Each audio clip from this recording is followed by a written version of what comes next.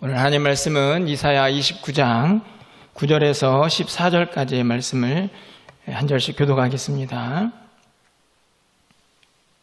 구약성경 1000쪽에 있습니다.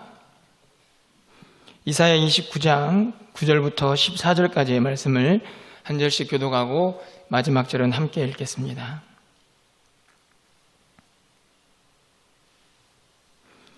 너희는 놀라고 놀라라. 너희는 맹인이 되고 맹인이 되라. 그들의 취함이 포도주로 말미암음이 아니며 그들의 비틀거림이 독주로 말미암음이 아니니라. 대저 여호와께서 깊이 잠들게 하는 영을 너희에게 부어주사 너희의 눈을 감기셨음이니 그가 선지자들과 너희의 지도자인 청견자들을 아프셨음이니라. 그러므로 모든 계시가 너희에게는 봉한 책의 말처럼 되었으니 그것을 글 아는 자에게 주며 이르기를 그대에게 청하노니 이를 읽으라 하면 그가 대답하기를 그것이 봉해졌으니 나는 못 읽겠노라 할 것이요. 또 그 책을 글 모르는 자에게 주며 이르기를 그대에게 청하노니 이를 읽으라 하면 그가 대답하기를 나는 그를 모른다 할 것이라. 주께서 이르시되 이 백성이 입으로는 나를 가까이하며 입술로는 나를 공경하나 그들의 마음은 내게서 멀리 떠났나니 그들이 나를 경외함은 사람의 계명으로 가르침을 받았을 뿐이라. 그러므로 내가 이 백성 중에 기이한 일 곧 기이하고 가장 기이한 일을 다시 행하리니 그들 중에서 지혜자의 지혜가 없어지고 명철자의 총명이 가려지리라. 아멘. 할렐루야. 새로운 9월 첫 번째 금요기도에 나오신 우리 모든 성도님들을 또 환영하고 또 각자의 자리에서 또 기도의 자리를 지키는 우리 모든 성도님들을 또 환영합니다. 오늘 하루 잘 보내셨습니까? 어떻게 오늘 하루 행복하셨나요? 잘 보내셨다고 대답을 하셨는데 행복하셨냐고 물으니까 대답이 신통치가 않네요. 그럼 바꿔서 질문을 좀 해볼까요? 그럼 오늘 하루 불행하셨나요?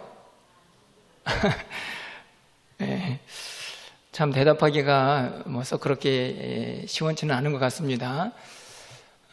사실 사람들이 행복하다, 불행하다 말할 때는 굉장히 상대적이고 또 각자 가지고 있는 기준들이 많이 차이가 있는 것 같습니다. 그런데 여러분 질문을 조금 더 바꿔서 여러분 어떨 때 여러분은 가장 불행하다라고 혹시 생각을 하십니까? 아마도 세상 사람들은 큰 질병에 걸리면 불행하다라고 말할 수 있을 것 같고요. 또 경제적인 이런저런 어려움 때문에 자기가 가지고 있는 모든 재산이 조금 힘들게 되었을 때 또 불행하다라고 말할 수도 있을 것 같습니다. 하지만 그것은 제가 생각하기에 세상적인 기준이고요. 믿는 우리에게 정말 불행한 일은 무엇일까? 이런 생각을 해보게 됩니다. 그것은 다른 것이 아니고 바로 하나님으로부터 멀어지는 것이다 라고 생각을 합니다. 믿는 우리에게 가장 불행한 것은요, 다른 어떤 것도 아니고 하나님으로부터 멀어지는 것입니다. 왜냐하면 그 하나님으로부터 멀어지는 그 순간 사실 우리의 모든 불행은 또다시 시작이 되기 때문이죠. 그런 의미에서 오늘 본문은 하나님께서 선지자를 통해서 이스라엘 백성들의 영적인 상태를 진단하고 또 하나님의 말씀을 전하고 있지만 오늘 우리에게 우리의 영적인 상태는 어떠하고 우리는 정말 행복하냐라는 질문을 던지고 있는 본문은 아닌가 이런 생각을 갖게 됩니다. 29장 저희가 9절부터 읽었는데요. 1절부터 8절까지의 말씀은 크게 두 가지 내용이 있습니다. 하나는 하나님께서 이 예루살렘 성을 대적들을 동원해 가지고 멸망시키겠다. 이렇게 무서운 말씀이 기록이 되어 있습니다. 여러분 3절 말씀을 가서 보시면 내가 너를 사면으로 둘러 진을 치며 너를 예워 대를 쌓아 너를 치리니. 그러니까 하나님께서 예루살렘 성을 치겠다 이렇게 말씀하시는 내용이 있고요. 또 한 가지 내용은 그렇게 예루살렘을 심판하지만 또 그 예루살렘을 심판하는 도구로 사용했던 그 대적들도 하나님께서 가만히 두지 않겠다라는 말씀이 6절에 기록이 되어 있습니다. 만군의 여호와께서 우레와 지진과 큰 소리와 효리 바람과 폭풍과 맹렬한 불꽃으로 그들을 징벌하실 것인즉. 예루살렘 성을 하나님께서 심판하시고 대적들을 동원하시는데 그 대적들도 하나님이 가만히 두지 않겠다, 이렇게 말씀을 하십니다. 사실은 이 8절까지의 내용을 보면요, 사실은 엄청난 내용이 선포가 되고 있는데 9절 말씀을 보면 그 말씀을 들어야 하고 듣는 이스라엘 백성들의 상태가 그렇게 심각하지 않다라는 생각을 가질 수가 있습니다. 여러분 9절 좀 가서 보실까요? 우리 9절 말씀을 함께 좀 읽어보도록 하겠습니다. 9절입니다. 너희는 놀라고 놀라라. 너희는 맹인이 되고 맹인이 되라. 그들의 취함이 포도주로 말미암음이 아니며 그들의 비틀거림이 독주로 말미암음이 아니니라. 놀라고 놀라라. 맹인이 되라. 이렇게 말씀합니다. 이것은 하나님께서 내가 그들을 놀라게 하겠다, 그들을 맹인처럼 만들겠다 하시는 말씀이거든요. 앞에 8절까지의 말씀은 이스라엘, 특별히 예루살렘 성이 막 격동의 시간을 보내게 되는 모습이 기록이 되어 있는데 이스라엘 백성들은 맹인처럼, 그리고 마치 뒤에 있는 구절을 보면 비틀거리고 또 취한 사람들의 모습처럼 갈피를 못 잡고 있는 그런 모습이 기록되어 있습니다. 그 이유가 10절에도 기록이 되어 있는데요. 대저 여호와께서 깊이 잠들게 하는 영을 너희에게 부어주사 너희의 눈을 감기셨음이니 그가 선지자들과 너희 지도자인 선견자들을 덮으셨음이라. 이 본문을 보면 하나님께서 이스라엘 백성들을 깊은 잠에 빠뜨렸다, 이렇게 말씀을 합니다. 분명히 이 8절까지 말씀을 보면 예루살렘 성이 또 그 대적들이 막 멸망하고 막 무너지는 그런 아주 급변하는 시간들을 기록을 하고 있는데 9절부터 10절까지의 말씀을 보면 이스라엘 백성들은 맹인이 되고 영적으로 잠들어 있고 비틀거리고 갈팡질팡하는 그런 모습을 하나님이 기록을 하고 있습니다. 뿐만이 아니죠. 11절과 12절 말씀을 보면요, 하나님의 말씀에 대해서 전혀 깨닫지를 못하는 그런 모습도 기록을 하고 있습니다. 11절 말씀을 보면 그러므로 모든 계시가 너희에게는 봉한 책의 말처럼 되었으니 그것을 글 아는 자에게 주며 이르기를 그대에게 청하노니 이를 읽으라 하면 그가 대답하기를 그것이 봉해져서 나는 못 읽는다. 글 읽는 사람, 좀 유식한 사람, 뭐 지도자들일 수 있겠죠. 좀 읽어주세요. 봉해져서 못 읽어. 12절에 가가지고 글을 모르는 사람들한테 가지고 갔습니다. 그건 아마 봉인이 되어 있지 않았던 것 같습니다. 그런데 봉인이 안 되어 있어도 읽지를 못합니다. 왜냐하면 글을 모르니까요. 그 말이 무슨 말씀입니까? 봉해졌든 봉해지지 않았든 이스라엘 백성들이 도통 하나님의 말씀을 이해하지를 못하는 것이죠. 그런데 이 말씀을 보면 하나님께서 봉해버리셨기 때문이다, 이렇게 말씀을 합니다. 오늘 9절부터 12절까지 이스라엘 백성들의 영적인 상태는 하나님께서 깊은 잠에 빠뜨리셔가지고 그들은 잠자고 있는 영혼 같고 어찌된 일인지 말씀을 들어도 깨닫지를 못하는 그런 상태를 말씀하고 있죠. 이 본문을 보면 하나님께서 이스라엘 백성들을 크게 진노하시면서 심판하시는 모습으로 기록이 되어 있습니다. 그런데 분명 이것은 하나님의 심판이죠.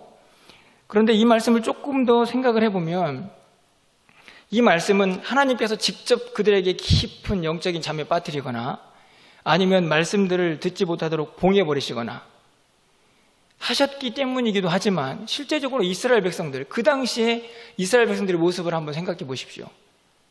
그들은요, 하나님께서 그렇게 하지 않으셨어도 이미 영적으로 그런 상태에 있었죠.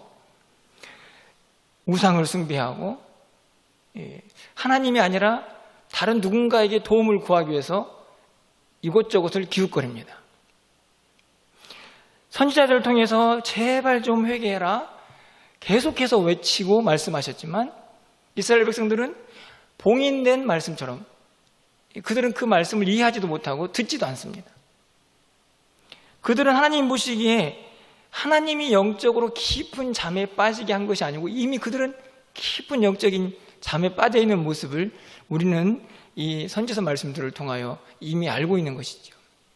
궁극적으로 오늘 9절부터 12절까지의 말씀을 보면 하나님께서 그 백성들에게 이렇게 진노하셔서 심판하셨다라는 내용이 담겨져 있지만 실제적으로 이스라엘 백성들의 상황을 보면 이미 그들은요 영적으로 깊은 잠에 빠져 있었고 선포되는 하나님 말씀 앞에 아무런 반응도 하지 않았습니다. 하나님이 진노하시고 심판하기 전에 그들은 이미 그렇게 강팍해져 버린 마음으로 하나님 앞에 서 있었던 것이죠. 하나님은 그 상황을 다시 한번 오늘 선지자를 통해서 확인하고 있는 말씀입니다. 그 이스라엘 백성들의 영적인 상태를 총평하고 있다고 생각이 드는 한 구절이 등장을 하는데 그 구절은 13절 말씀입니다. 우리 13절 말씀은 함께 좀 읽어보도록 하겠습니다. 13절입니다. 주께서 이르시되 이 백성이 입으로는 나를 가까이하며 입술로는 나를 공경하나 그들의 마음은 내게서 멀리 떠났나니 그들이 나를 경외함은 사람의 계명으로 가르침을 받았을 뿐이라. 9절부터 12절까지의 그들의 영적인 상태, 말씀을 대하는 태도, 그것의 모든 원인은 저는 13절에 있는 말씀에서 시작한다고 생각이 듭니다. 말씀을 잘 보시면 그 백성들이 입으로는 하나님을 가까이 합니다. 나는 하나님과 가까이 동행하고 하나님과 함께하는 사람이야. 입으로 말이죠. 그리고 입술로는 하나님을 공경합니다. 입과 입술로 하나님을 공경하고 하나님과 가까이 하고 있는 사람이다 라고 확인을 하지만 하나님께서 그들의 심령을 보니 그들의 마음은 어떻습니까? 내게서 멀리 떠났다. 쉽게 말하면 입으로는 하나님을 잘 섬기는 것처럼 보여지는데 그 심령을 보니 하나님으로부터 멀리 떨어져 있는 그 백성들의 모습을 하나님께서 보신 것이죠. 여러분, 이 13절의 하반절 말씀을 가서 보시면요, 그들이 나를 경외함은 사람의 계명으로 가르침을 받았을 뿐이라. 입술로 어찌 보면 형식적으로 그 마음은 다른 데 있는데 겉으로만 하나님을 잘 섬기는 것처럼 보여지는 그들의 행위, 왜 그렇게 되었을까? 이 13절 하반절에서 하나님이 진단하는 것은요, 그들이 사람의 계명으로 가르침을 받았기 때문이다.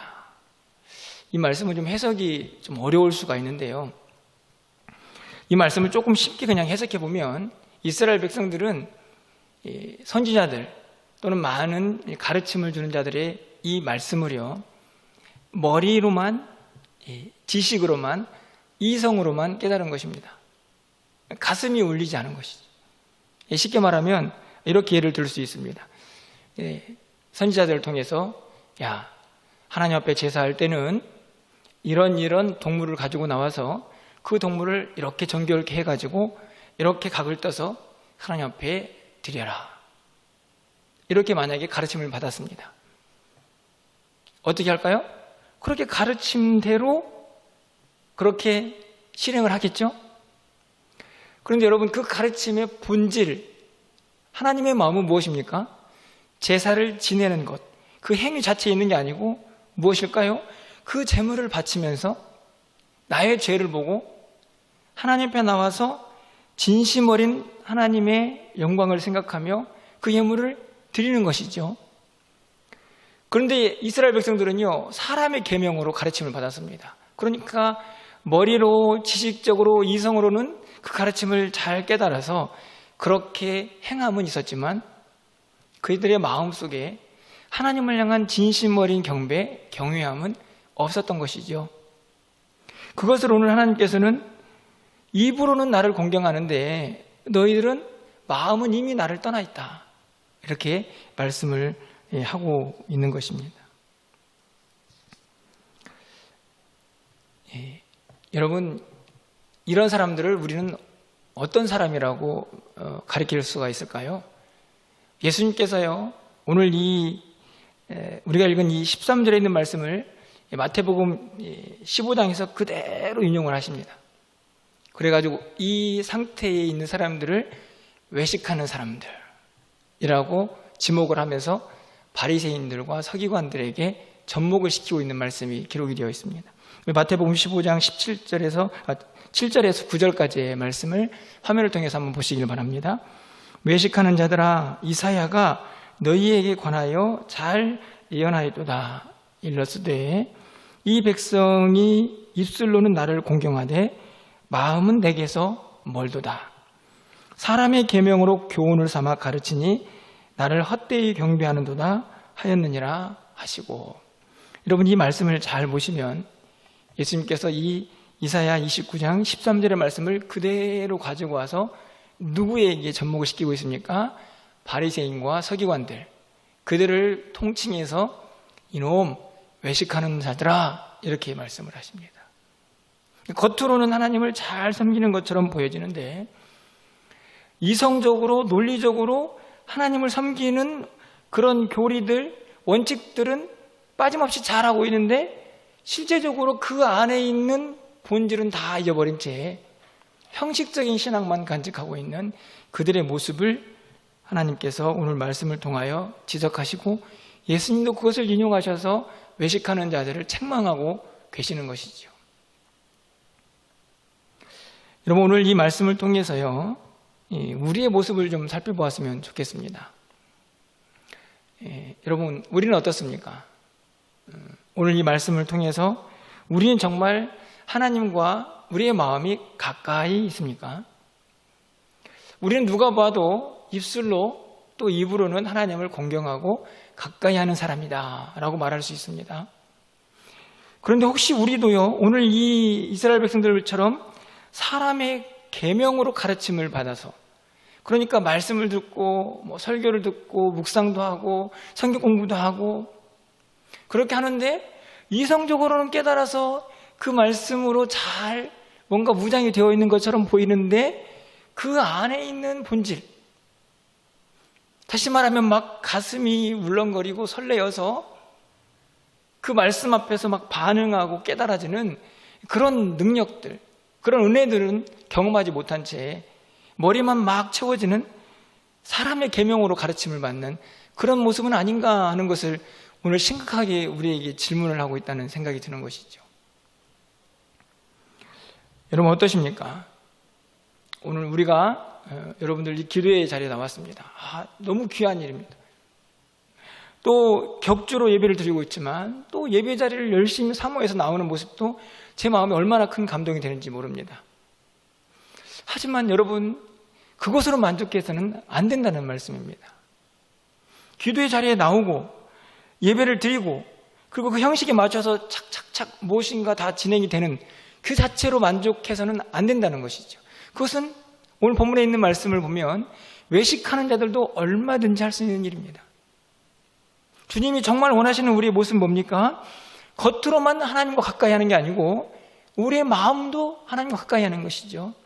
그렇습니까? 여러분들 지금 기도하러 나오셨는데 이 기도하는 이 순간에 내 심령 가운데에 우리의 마음은 벌써 하나님과 가까이 있어야 하고, 예배를 드리고 나올 때에도 우리의 몸만 와 있는 게 아니고 형식만 가까이 있는 게 아니고 우리의 온 심령이 하나님과 가장 가까이 가는 그 순간이 되어야만 그게 진짜 하나님께서 원하시는 우리들의 모습이라는 것입니다. 외식하는 자들이라고 책망을 받았던 바리새인과 서기관들, 그 모습을 오늘 이스라엘 백성도 고스란히 가지고 있어서요, 입으로는 겉으로는 참 하나님 잘 섬기는, 하나님과 가까이 하는 사람이구나 라고 생각이 들었는데 마음을 보니 하나님과 너무 멀리 있는 사람이었다는 사실을 오늘 본문이 이스라엘 백성들이 아니라 오늘 우리에게 묻고 있는 것이지. 너희는 어떻느냐? 너희는 마음과 몸이 정말 하나님과 가까이 있느냐라고 묻고 있는 것입니다. 여러분, 어떠신가요? 여러분, 그렇다고 하면 오늘 본문에서요, 우리가 기도를 해야 하는데 어떤 신앙적인 결단과 또 다짐이 좀 있어야 할까요? 아주 간단하게 세 가지만 좀 말씀을 드리려고 하는데요. 여러분, 13절 상반절을 다시 한번 보겠습니다. 주께서 이르시되 이 백성이 입으로는 나를 가까이 하며 입술로는 나를 공경하나 그들의 마음은 내게서 멀리 떠났다. 저는 이 마음이 멀리 떠났다, 이 말을 좀 다른 식으로 번역을 해보고 싶은데요, 그건 다른 것이 아니고 사랑이 식었다, 이렇게 좀 번역을 하고 싶습니다. 마음이 멀리 떠나면 어떻게 됩니까? 사랑이 식어지죠. 사랑이 식어지면 어떻게 됩니까? 마음이 떠납니다. 어찌 보면 서로 다 연결이 되어 있습니다. 사랑이 식어지면 어떻게 될까요? 껍데기는 있지만 그 안에 알맹이들이 다 빠져버리죠. 열정도 식어지고 기쁨도 없습니다. 마음이 멀어진 사람은요, 사랑이 식어진 사람들입니다. 사랑이 식어지면요, 주님 앞에 나와서 예배는 하지만 겉으로는 가까이 있지만 그 마음속에 기쁨이 없습니다. 기도를 하러 자리에 나왔지만 그 마음속에 하나님과 가까이 함이 없기 때문에 기도의 진정성이 사라지고요, 그냥 힘만 듭니다.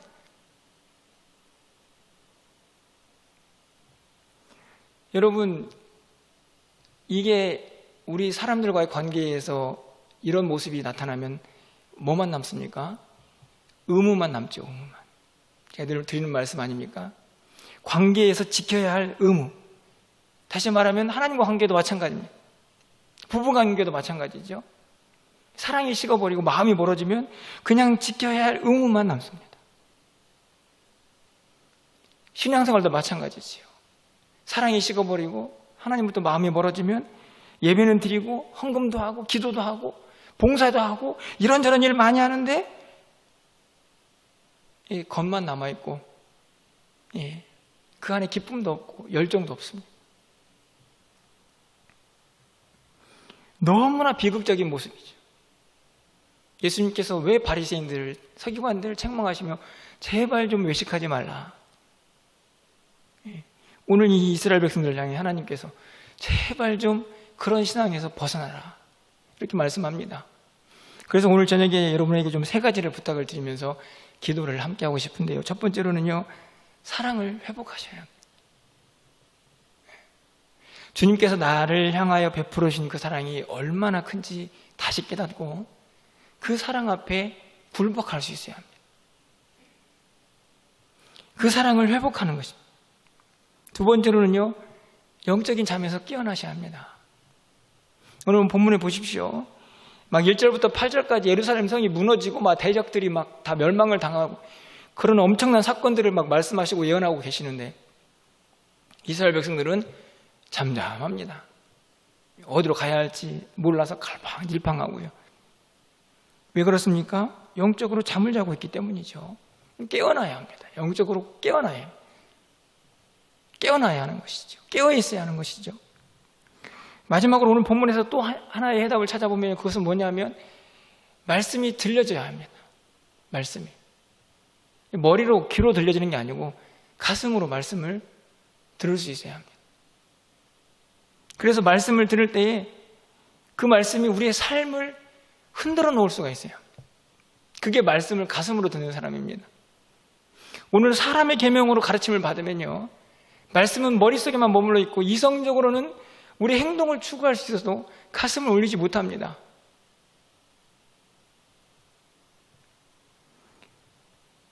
결국 말씀이 들려져야 합니다.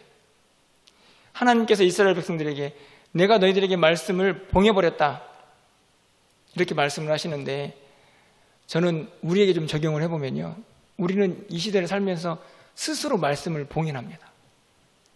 말씀 잘 안 듣습니다. 아까도 얘기했던 것처럼 진심으로 안 듣는다는 말씀이죠. 겉으로 보기에는 말씀을 여러분도 지금 잘 듣고 계시죠?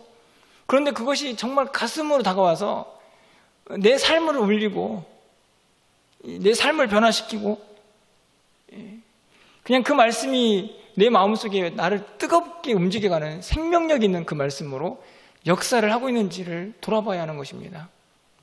오늘 이스라엘 백성들의 가장 큰 문제는 저는 이 세 가지라고 생각합니다.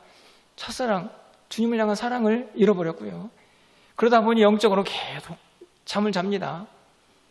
그러니 말씀이 들려지지도 않지요. 이론적으로 상식적으로는 듣고 있지만 가슴을 울리지 못하는 말씀이 되어서 그들에게는 이미 말씀은 봉인된 말씀과 다름이 없습니다. 여러분, 여러분이 지금 그렇다, 여러분의 지금 상태가 그렇다라고 말씀을 드리는 것은 아닙니다. 오늘 말씀을 통해서 각자의 영적인 상태를 한번 점검해보자 하는 말씀이죠. 정말 깨어있는지, 정말 사랑이 우리 안에 가득해서 열정과 기쁨이 차고 넘치는지, 형식적인 신앙을 탈피해서 우리의 가슴이 울리는 삶을 살고 있는지, 말씀이 정말 제대로 들려지고 있는지, 귀가 아니고 가슴으로 말씀을 듣고 있는지 오늘 우리의 모습을 한번 점검해 보자는 것입니다. 만약에 그렇지 않다고 하면 우리는 이미 하나님과 겉으로는 가까이 있지만 마음으로 멀리 떠나 있는 사람일 수도 있기 때문이죠. 여러분, 새로운 달이 시작되었습니다. 코로나가 있든 계절이 또 가을로 바뀌든 또 이렇게 한 해는 흘러가서 이제 4개월 지나면 또 2021년도도 마무리가 될 텐데요. 여러분들 꼭 이 좋은 계절에 우리 영적인 상태를 조금 점검하셔서 혹시 오늘 말씀에서 이스라엘 백성들 같은 모습, 바리새인과 서기관들처럼 외식하는 모습이 우리 안에 보여질 때에는 좀 하나님 앞에 간절히 부르짖으면서 우리의 사랑도 회복하고 우리 영적인 감각들도 다시 깨어나고 또 무엇보다도 말씀이 가슴으로 들려지는 은혜를 경험할 수 있는 저와 여러분이 되었으면 좋겠습니다. 오늘 기도할 때에 그 은혜가 여러분의 심령 가득히 채워지는 복된 시간 되기를 주님의 이름으로 축원합니다.